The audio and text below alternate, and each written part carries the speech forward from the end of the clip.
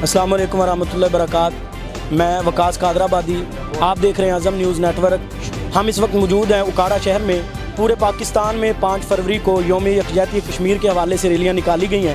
یہاں پہ بھی AYF کے زیر اہتمام ریلی نکالی گئی ہے۔ ہمارے ساتھ ابھی موجود ہیں AYF پاکستان کے سیکرٹری جنرل۔ ہم ان سے گفتگو کرتے ہیں اور ان سے پوچھتے ہیں کہ یوتھ فورس نے اس حوالے سے کیا کردار ادا کیا اور آگے انشاءاللہ الرحمن وہ کیا کردار ادا کرتے ہیں۔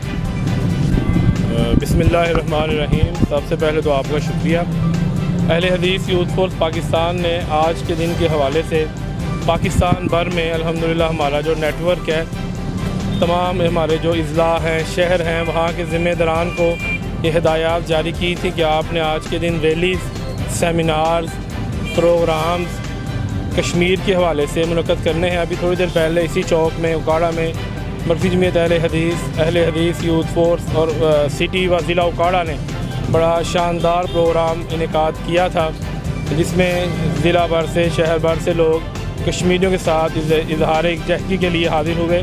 اب سے کچھ دیر پہلے میں نے شور کوٹ میں ایک عظیم الشان کشمیری سے ایڈریس کیا۔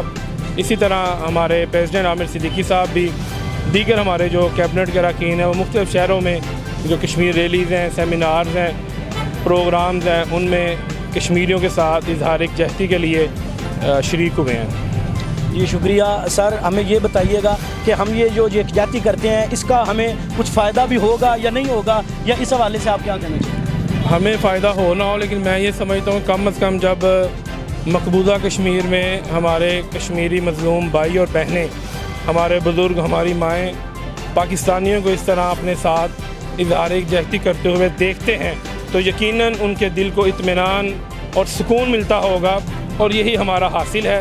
اللہ تعالیٰ نے ہمیں جتنا مکلف کیا ہے، الحمدللہ ہم اس کے مطابق اپنے کشمیری مظلوم بھائیوں، بہنوں، ماؤں، بیٹوں اور بوڑھوں کے ساتھ کھڑے ہیں۔ بہت شکریہ، جزاک اللہ۔ ہم اس وقت اکاڑا میں موجود ہیں اور آپ دیکھ رہے ہیں اعظم نیوز نیٹ ورک۔